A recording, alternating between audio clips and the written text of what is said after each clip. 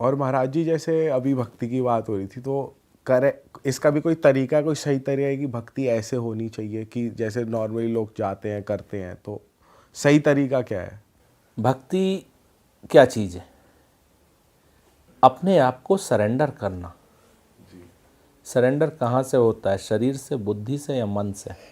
मन से, तीनों से। मन से, मुख्य रूप से मन से। जी। मन जब तक उनके चरणों में नहीं है, उनके आश्रित नहीं है, तब तक भक्ति नहीं है। वो मात्र दिखावा है, चार जनों को दिखाना। आजकल एक फैशन चल गई है कि ठाकुर जी के घर में, ठाकुर जी के सामने भोग रख रहे हैं, तो उस थाली की फोटो ठाकुर जी के संग में सोशल मीडिया पर डाली जा रही है। क्या कभी उन मूर्खों से पूछो, क्या कभी अपनी थाली की डाली? या केवल दिखावे के लिए कि हम ये भोग लगा रहे हैं? क्या वो पाएंगे उसको? वो नहीं पाएंगे। वो केवल ठाकुर जी भोग नहीं लगाते, वो भोगी नहीं है जो भोग लगाएं, वो प्रेमी है, वो केवल प्रेम पाते हैं। लेकिन महाराज जी ऐसा कहा जाता है, जैसे चलो कुछ लोग सोशल मीडिया के लिए कर रहे सही, तो कहते हैं कि चलो कुछ तो बहाना मिल रहा है इनको, ये स्पिरिचुअलिटी और भक्ति की तरफ जा रहे हैं। ये भक्ति नहीं है, ये मात्र दिखावा है और अपने कामनाओं की पूर्ति है। भक्ति में कामना की पूर्ति नहीं है। भक्ति में केवल अपने आप को न्यौछावर करना है उनके ऊपर, वो है भक्ति। जो हृदय से होती है, उन्हें कुछ नहीं चाहिए आपसे, उनका नाम है दाता, वो देने वाले हैं। एक विचार करिए, आजकल एक फैशन चल गई है घरों में कि घर में कोई पार्टी हो या कोई फंक्शन हो तो एक रिटर्न गिफ्ट दिया जाता है। ये फैशन है एक। और 100% लोग इतने बुद्धिमान हैं कि रैप में ही पता लगा लेते हैं कि अंदर क्या है। सही कह रहे हो। हमारे यूजफुल है या नहीं है। अगर नहीं है तो टैग चेंज किया और दूसरी जगह ट्रांसफर।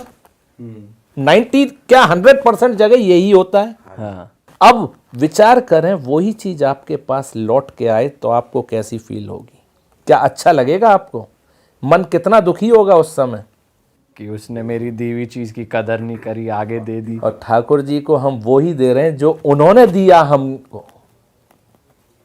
उनको कैसा लगेगा ये विचार करें। उनको जाके भेंट चढ़ा दी, पैसा चढ़ा दिया, ये कर दिया, वो कर दिया, उन्हें वो चाहिए क्या? वो उसके भूखे हैं क्या?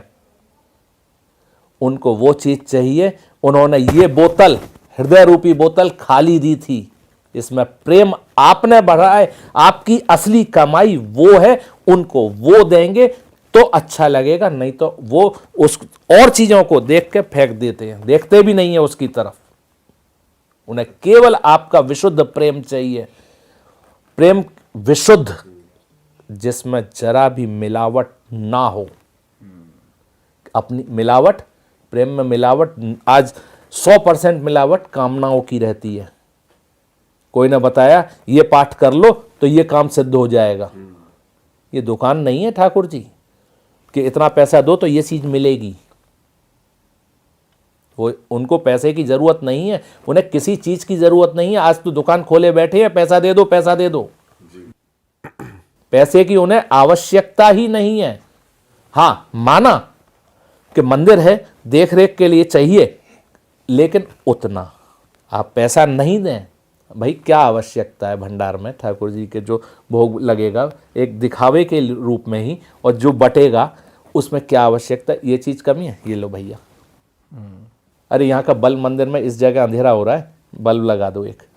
ये अपनापन मान के, क्या घर में कोई आके कहता है कि आपके फलाने गेट के पास का या फलाने रूम का बल्ब खराब है? तो वो कौन करेगा? जो घर में रहने वाले हैं। तो वो अपना समझ के आप ये करेंगे तो वो प्रेम है। ये नहीं है कि मैं जाके वहां चढ़ा दूं, ये चढ़ाया मैंने और 4 जगह दिखा रहे हैं। एक आपने कहावत सुनी होगी कि राइट हैंड से, दाएं हाथ से आप दान करें, बाएं को मालूम नहीं पड़े। ये बचपन में खूब सुनी है कहावत। इसका मतलब क्या है? इन दोनों हाथों के बीच में ये आती है खोपड़ी, हमारी बुद्धि। अभी हम यहाँ से निकल के जाएं, कोई दिखा हमें, हम रोज ही निकलते हैं, वहाँ एक आदमी बैठा रहता है गरीब सा, मन में आया इसको आज दे दें, दे दिया हमने कुछ उसको, नेक्स्ट डे जब जा रहे हैं तो हमारी क्या चाहना होगी कि वो हमारा अभिवादन करें, मुस्कुराए देख के। अगर उसने नेग्लेक्ट कर दिया आपको तो आपके मन में क्या फील आएगी? देखो कल मैंने इसको दिया था, भोजन कराया था, ये मुझे पहचान भी नहीं रहा है आज। जहां ये शब्द आया वहीं दान किया हुआ, खत्म। अगर उससे भी उम्मीद लगा ली कि ये मेरे आके हाथ पैर जोड़े, कुछ भी हल्की कुछ सी भी कुछ मुस्कुराई दे बस बैठा हुआ, या मुझको पहचान ले। जहां ये आया, क्योंकि ये काम है इसका, इधर से दे, इसको मालूम भी नहीं पड़े उल्टे हाथ को।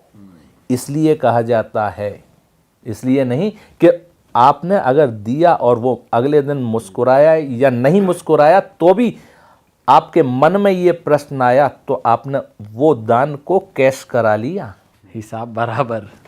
वो दान नहीं रहा।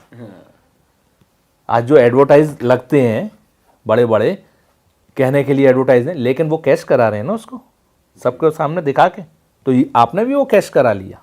उसी तरह से वो दान नहीं माना जाएगा शुद्ध। अच्छा महाराज जी, अभी हम बात कर रहे थे भक्ति की। हाँ। तो ऐसा कहते हैं कि कुछ भी आपको मांगना है तो भगवान से मांगो, वो ही देने वाले हैं। किसी के सामने रोना है तो भगवान के सामने रो, उनसे ही मांगो, वो हमारे माता पिता है, मांगने में क्या बुराई है, भगवान से मांग रहे हैं तो अब अगर हम कामना पूर्ति के लिए जा भी रहे हैं तो इसमें बुराई क्या है? भाई एक चीज बताओ, मांगा किससे जाता है? भगवान से नहीं, किससे मांगा जाता? जिससे हमें उम्मीद है कि पूरी कर देंगे। जिसको मालूम नहीं हो कि हमें क्या चाहिए। मतलब अभी हम आपसे कहें कि ये कुर्ता हमें दे दो, आपको तो मालूम नहीं था कि हमें क्या चाहिए, हमने मांगा। अब आप दें या ना दें ये आपके ऊपर है। और जिसके कंप्यूटर में 50 क्या 500 जन्म बाद भी हम किस रूप में होंगे, किस योनि में होंगे, कितनी सांस होंगी, कितना राशन होगा, वो डाटा है, उससे ये मांगना उचित है? उसको क्या नहीं मालूम? तो अगर हमने मांग लिया तो वो क्या चीज उतनी रह जाएगी अगर आपको ज्यादा मिलना होगा या आपके उसमें ज्यादा लिखा होगा? इसका भी उदाहरण देते हैं आपको। एक, आप कहीं निकल के जा रहे हैं, काफी दूरी पे एक व्यक्ति दिख रहा है, आपको लगा इसको, उसकी शक्ल देख के किसी ने बहुत दिन से पेट भर के खाया नहीं है, मैं इसको भोजन कराऊं, आपके मन में आई ये बात। आप उसके पास में जाते जा रहे हैं, जैसे ही सामने आए हैं तो वो बोला बाबू एक चाय पिला दे। अब आपकी क्या स्थिति होगी, विचार करिए। कि मैं तो नहीं, उस समय क्या पोजीशन होगी और आप क्या करेंगे? चाय ही पिला देंगे। चाय के संग में 2 बिस्कुट भी नहीं देंगे। लेकिन अगर वो चुप रहता तो उसको क्या मिलता? भरपेट खाना मिलता। अगर वो चुप रहता तो, अगर शुद्ध मन से आप प्रभु के पास में जाएंगे तो उनको मालूम है कि आपके लिए क्या अच्छा है, क्या बुरा है। एक बच्चा माँ की उंगली पकड़ के बाजार जाता है, दिवाली का सीज़न है, सब जगह बम पटाखे मिल रहे हैं, उस बच्चे को इतना बड़ा बम पसंद आता है, माँ दिला देगी? नहीं दिलाएगी।